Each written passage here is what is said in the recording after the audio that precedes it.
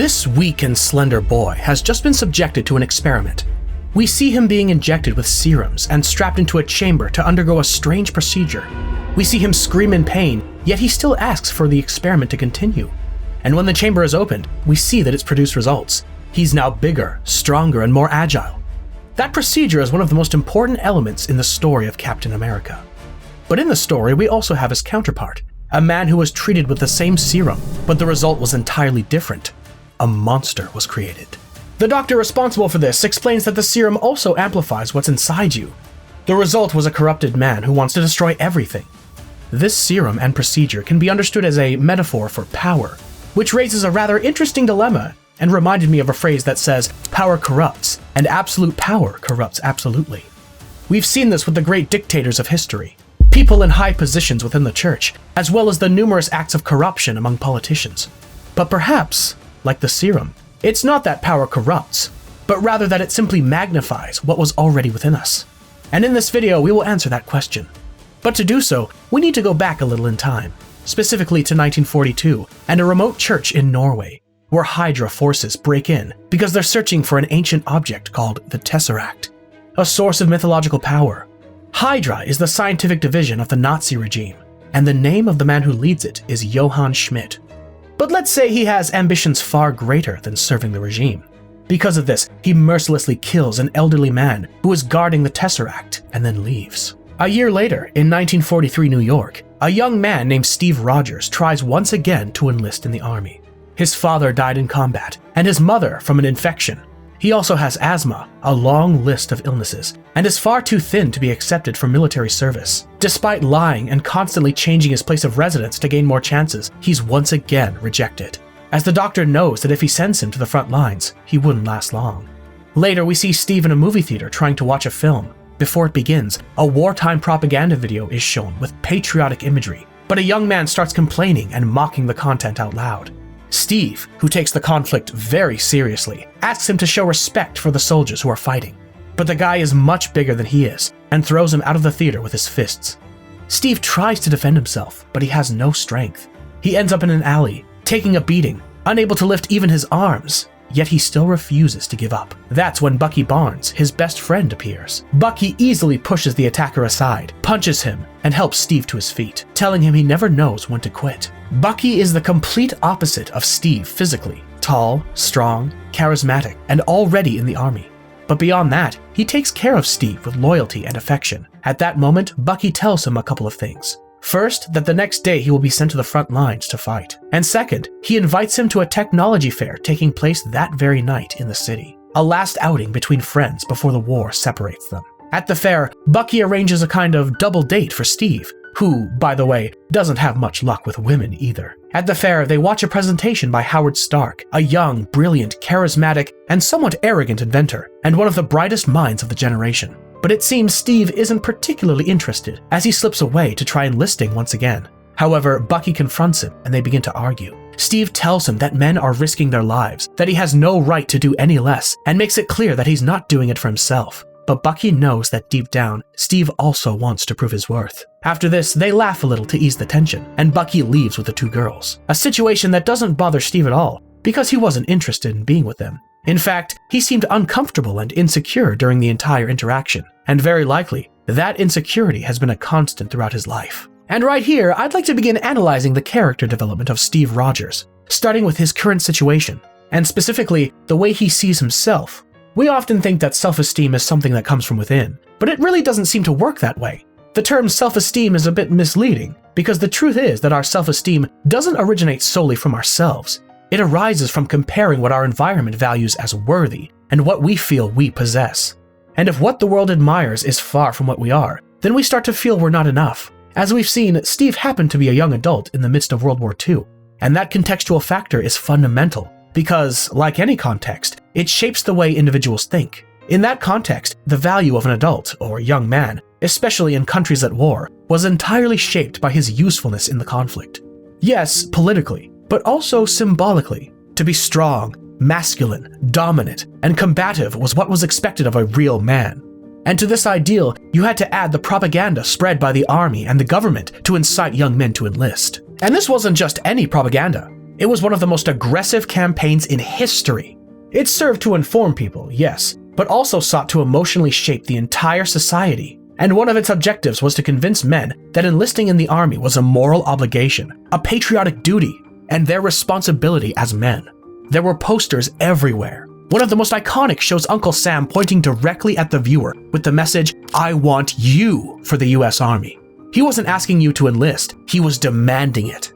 Another classic poster that represents this was the one of the woman sailor with the phrase, "Gee, I wish I were a man. I'd join the Navy." This explicitly suggested that if you didn't enlist, you weren't even worthy of calling yourself a man. Moreover, the image of the soldier was glorified as heroic. In magazines, newsreels, and films, men in uniform were portrayed as brave, admired, and desirable. Being part of the army, beyond serving your country, meant becoming someone important, someone strong, someone worthy of respect. And at the same time, those who didn't enlist were caricatured as cowards, useless, or socially invisible. Knowing all this, we can now understand why, in those times of war, the valuable men were those who wore uniforms, muscles, and weapons. And our good man Steve was born with all those qualities, but in reverse: thin, asthmatic, clumsy, and short. Others rejected him, but the harshest part was that he rejected himself. Because he had internalized that narrative. He felt worthless because his qualities weren't valued in the context in which he lived.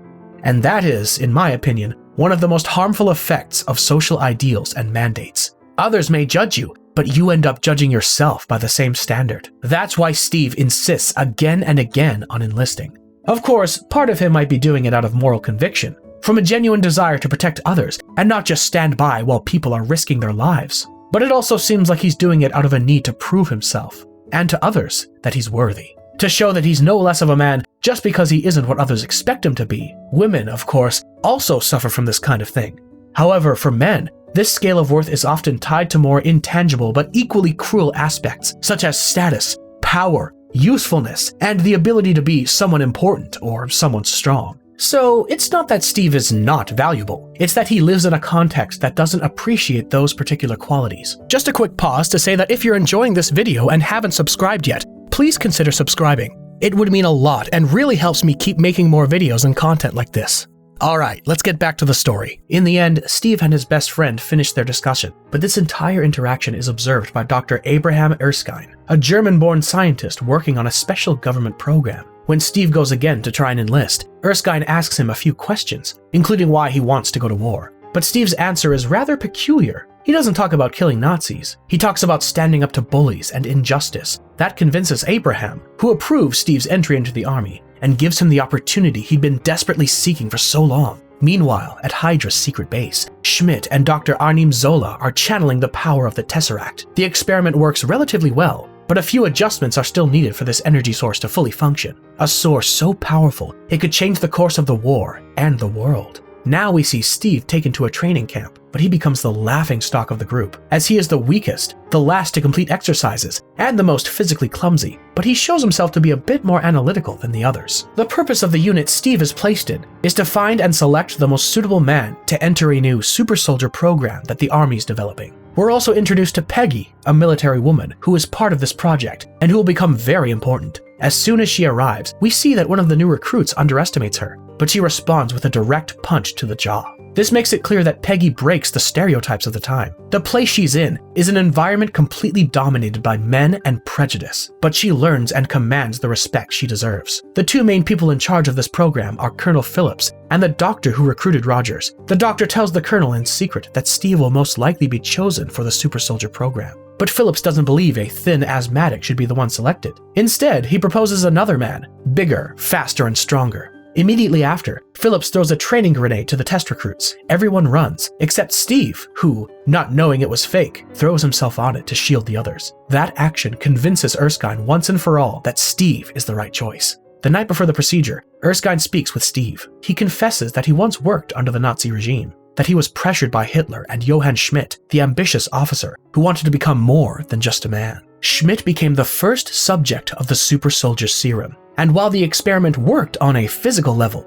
his soul was corrupted. Because the serum, in addition to enhancing muscle, also magnifies what's in the heart. In a good man, that inner strength can become a virtue, but in a cruel or ambitious man, it can turn him into a monster. That's why Erskine has chosen Steve. Because even though he's physically weak, he has proven to be the bravest and most principled. Because even without power, he risks his life to defend what's right. Erskine asks him to only do one thing, that no matter what happens, he must never stop being who he is. He's not trying to create the perfect soldier, he wants to create a good man. And in Steve, he's found both. This explanation that the doctor's just given Steve, I believe, is one of the most important conversations in the film. The serum doesn't just enhance the body, it also amplifies everything that's inside. And I'd like to interpret the serum that strengthens what lies within as a symbol of any representation of power. The power that sometimes comes from having money. The power of holding a position of authority, physical or military power. The power of having social or political influence, or even the emotional power one can exert over others. And I know the doctor says it strengthens what's already inside you, but other thinkers have also theorized on the matter, and one in particular, named Lord Acton, once wrote in a letter a phrase that offers a different perspective from the doctor's. Lord Acton said,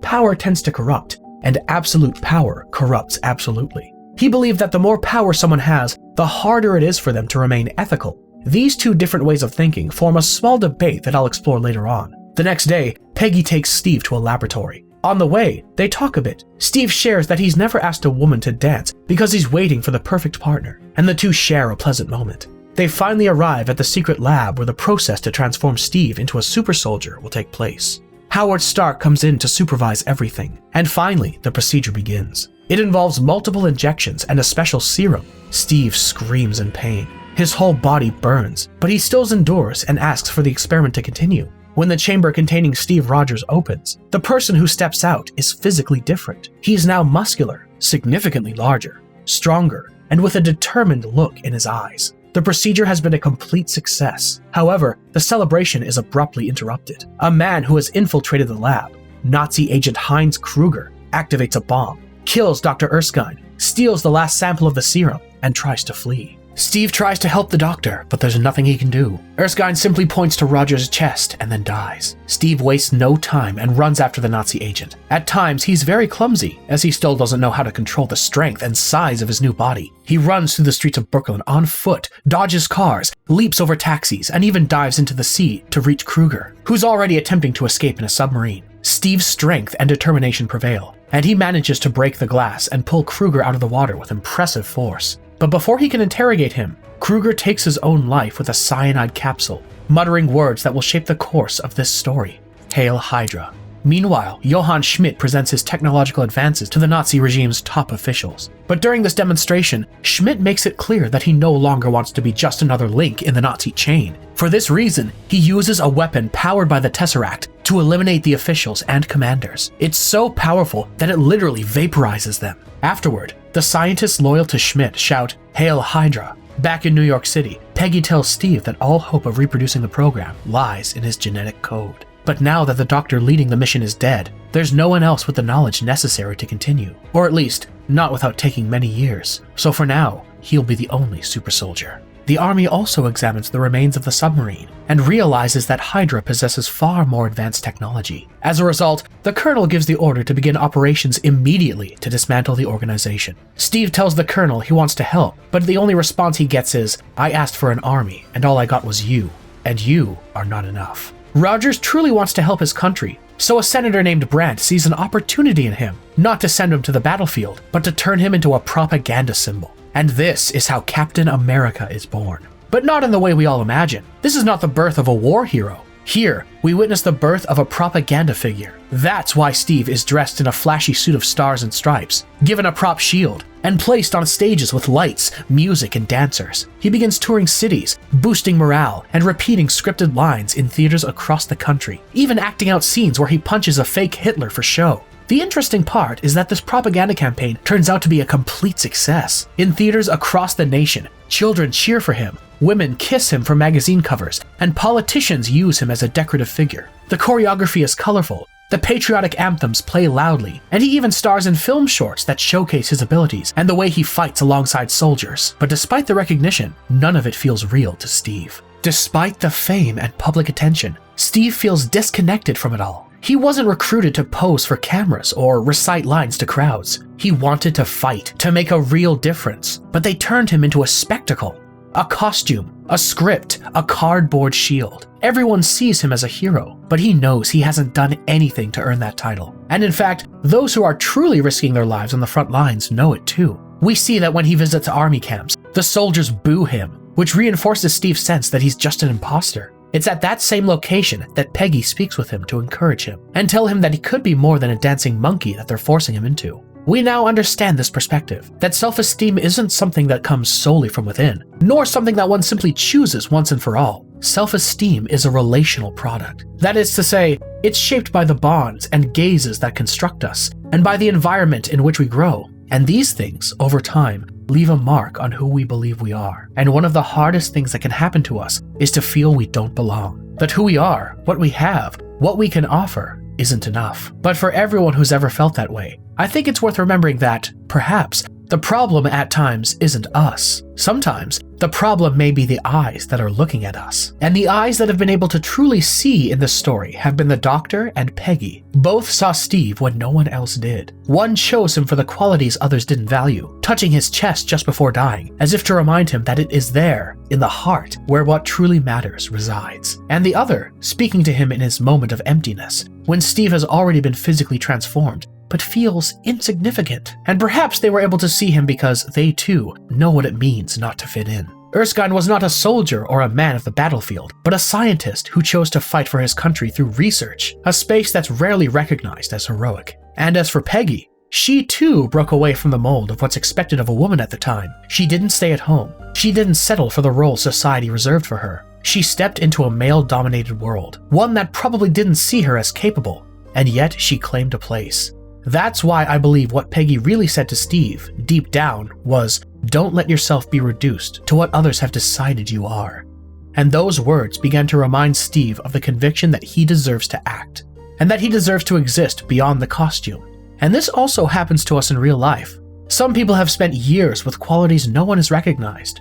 People full of empathy, commitment, ideas, or talents who have never had a real opportunity to be put into action. So, in those cases, maybe the problem lies in the environment where they've tried to grow, and not necessarily within themselves. And if you're going through something like that, if you feel that no one sees what you carry inside, or that you haven't yet had the chance to show your worth, don't worry. Maybe it doesn't mean you don't deserve it. Maybe it simply means that the right eyes haven't come along yet.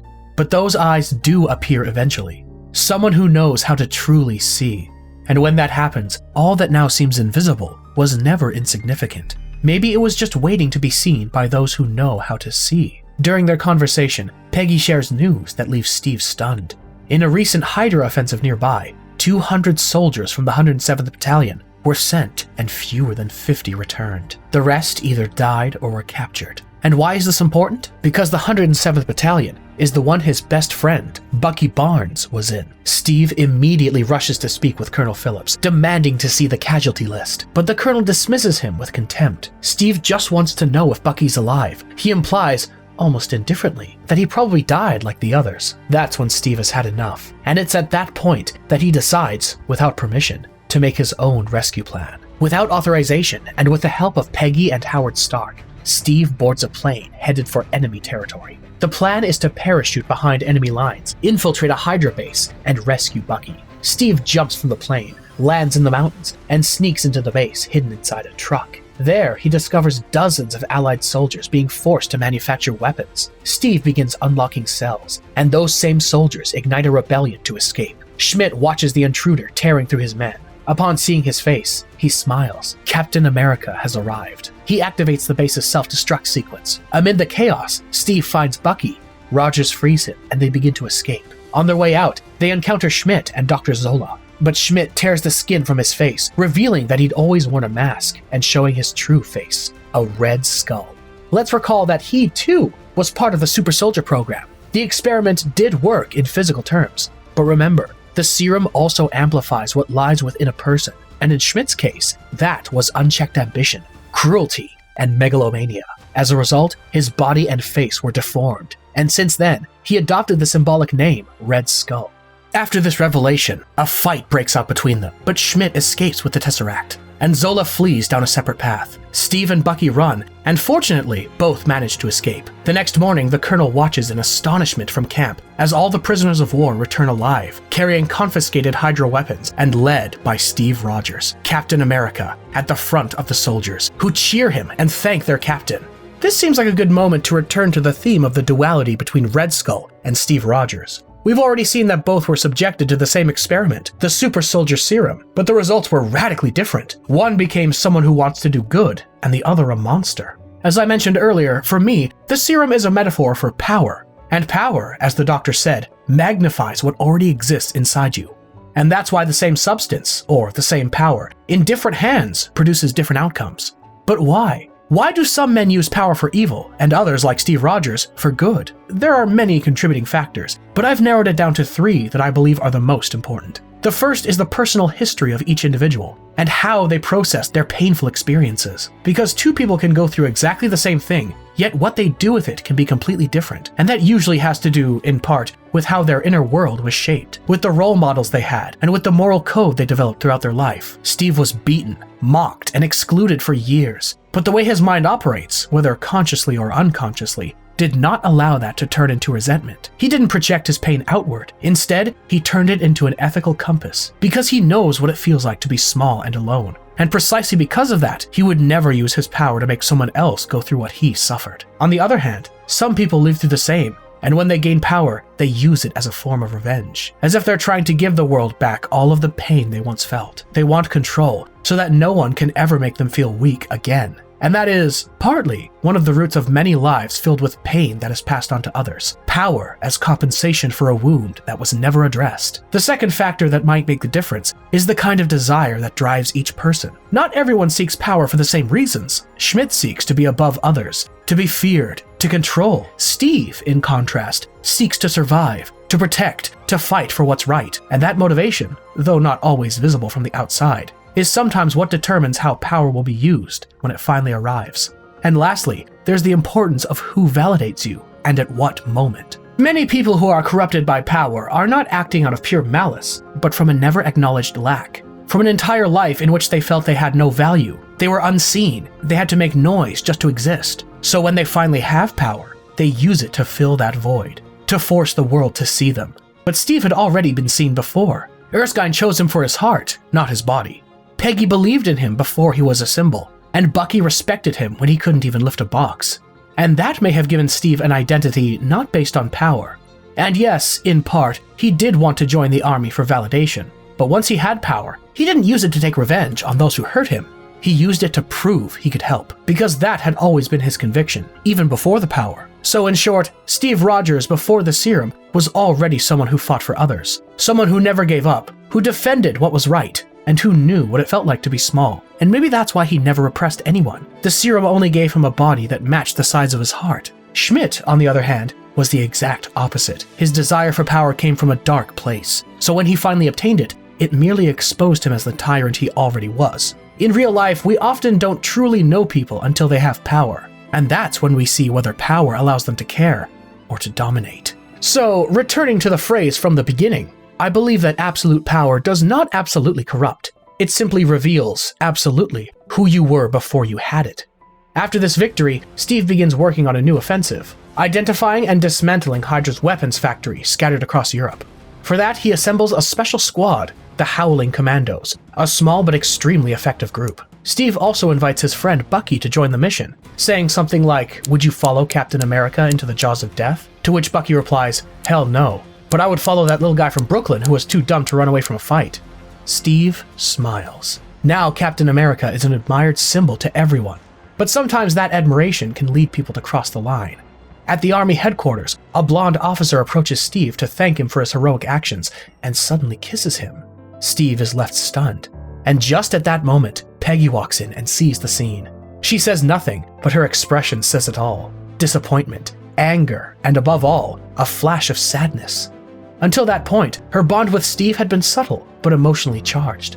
A little later, Howard Stark presents Steve with a new shield made of vibranium, an extremely rare metal that absorbs vibrations and is virtually indestructible. Peggy watches the handoff of the shield, and without a word, draws her pistol and fires 3 shots at the shield, testing its resistance and releasing her sorrow. But Steve has more pressing matters to attend to. One by one, he begins destroying Hydra's factories and dismantling their weapons network before they can use them against the world. Each mission strikes a direct blow to Red Skull, who begins to grow frustrated. From his secret base, he watches his facilities fall one after another. Meanwhile, amid the chaos of war, Peggy begins to notice that Steve constantly looks at a small photo of her, carefully kept among his belongings. A silent gesture that shows he cares for her, and it moves Peggy. During an important mission, the team discovers the location of a special moving train used by Hydra to transport advanced technology and key personnel. Among them is Dr. Arnim Zola. Steve and Bucky launch the mission. They jump onto the speeding train and make their way through the train cars. But during the confrontation, one of the cars opens and Bucky is thrown outward. He manages to grab onto a piece of metal hanging over a cliff, but although Steve tries to save him, he can't reach him,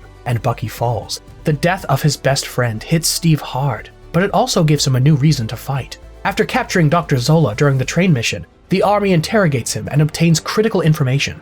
Red Skull is planning a massive attack using advanced technology powered by the Tesseract, and his goal is far bigger than any battlefield. He wants to annihilate entire cities: Washington, New York, London, and many others. With that information, the army locates Hydra's final secret base. It is there that Red Skull is storing the ultimate weapon, a gigantic warplane, a kind of flying bomber capable of launching Tesseract-enhanced bombs anywhere in the world. Steve leads the final offensive, along with the Howling Commandos and Colonel Phillips in a full assault. Amid gunfire, explosions, and crossfire, Steve manages to infiltrate. Seeing that all is lost, Red Skull decides to flee aboard the bomber to personally carry out his final plan of mass destruction. But before the aircraft takes off, Steve, Peggy, and Colonel Phillips steal one of Hydra's vehicles and speed after Red Skull. As they get close enough, Steve prepares to jump, but just before he does, Peggy stops him for a moment. She looks at him, and knowing this might be their last moment, she kisses Rogers. Steve looks at her one last time and leaps onto the plane. Inside the aircraft, Steve and Red Skull come face to face. It's the climax of the entire story. Two men who took the same power, but chose different paths. One driven by ambition and contempt for humanity, the other by the desire to protect. During the fight, the Tesseract is exposed. When Red Skull touches it directly, the cube releases its true energy, a cosmic power that recognizes neither borders nor human will. An interdimensional portal opens, and in an instant, Red Skull is absorbed into it. He doesn't die in the traditional sense. He simply vanishes in a beam of light. The Tesseract falls to the floor, pierces the fuselage, and drops into the ocean. But the plane is still loaded with bombs and on course toward the United States. Steve, aware that he can neither stop it nor land without detonating the explosives, makes the most difficult decision of his life. He calls Peggy over the radio. He tells her he's going to have to crash the plane. Peggy holds back her tears. They talk about having a date where she can teach him how to dance, saying, "You're going to have to give me that dance." He replies, "I promise." And then the radio cuts out. Steve crashes the plane into the Arctic, where it can't harm anyone. Captain America doesn't die in combat, but in an act of sacrifice, alone, without applause, saving the world. When I finished watching this film, it left me with a strange feeling. From the beginning, we said that Steve Rogers was never worthless. He was simply being measured by a standard that didn't account for his true qualities, the standard of a wartime context that shaped the masculine ideal of the time, one that applauded only what was visible: strength, stature, aggression. Steve didn't fit in there. But later in the story, when he finally gained physical strength, one might think he was now playing that game. Now he did have worth because he became big, muscular, and strong. But that's where the story becomes more complex and interesting. Because when he acted, led, and protected, his value did begin to be measured under the traditional standards of heroism: saving lives, leading an offensive, winning a battle. But in the end, the one who changed was not Steve. It was the way he used that strength. He didn't shoot thoughtlessly, didn't blindly follow orders, and certainly didn't seek glory. He led from a place of ethics and commitment. So much so that he didn't care that his story of sacrifice and service to others would end without glory, without being seen, and knowing after that sacrifice, no applause or recognition awaited him, only his own death. In real life, there are people who go from being rejected for not fitting in to being valued for what was once ignored. But in cases like Steve's, it isn't because they changed at their core. Rather, it's because they held on to who they were long enough to reach the point where they could no longer be denied. They trained, they grew, and they learned how to use the system's codes to adapt them to their own ambitions and goals. And I don't think that makes them hypocrites. On the contrary, sometimes the only way to change a structure is to enter it without letting it consume you. And I believe that's what Steve Rogers did. He wore the suit, carried the shield, and used the strength, yes, but he never stopped being that scrawny kid from Brooklyn who didn't know when to quit.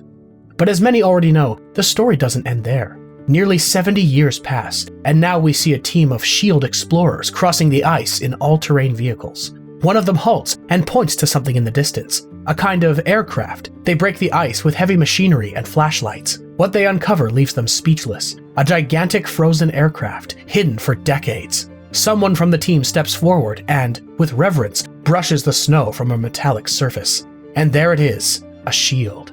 But not just any shield, the shield. The symbol of Captain America. Though no one says his name, they all know they found him. That's why they take him to New York, where they recreate a hospital room from the mid-1940s. Steve Rogers wakes up, startled. He breathes heavily and looks around. There's a radio playing, period furniture, even a baseball game on the broadcast. But something doesn't feel right.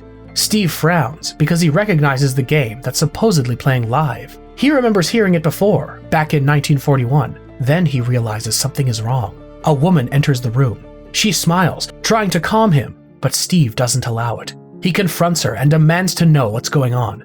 Before he can get an answer, he bolts out, pushing through doors, running down hallways, until he finally reaches the outside. He's in modern-day Times Square, surrounded by digital screens, flashing advertisements, and cars he's never seen. The world has changed, and he's missed nearly a century of history. Nick Fury, director of S.H.I.E.L.D., appears. He approaches calmly and tells him the inevitable. You've been asleep, Cap, for almost 70 years. Steve says nothing for a moment. He silently takes in the world around him. He realizes he's lost something more important than time. He lost the dance he's promised Peggy. With his voice cracking under the weight of melancholy and loss, he manages only to say, I had a date. This was the first story and reflection on the life of Steve Rogers. If you'd like me to tell the rest of his story, or even the full saga of the Marvel Cinematic Universe, support this video with a like and comment. Thanks for staying until the end of the video. Don't forget to subscribe and share it with a friend who you think might enjoy it. And you and I'll see you in the next one.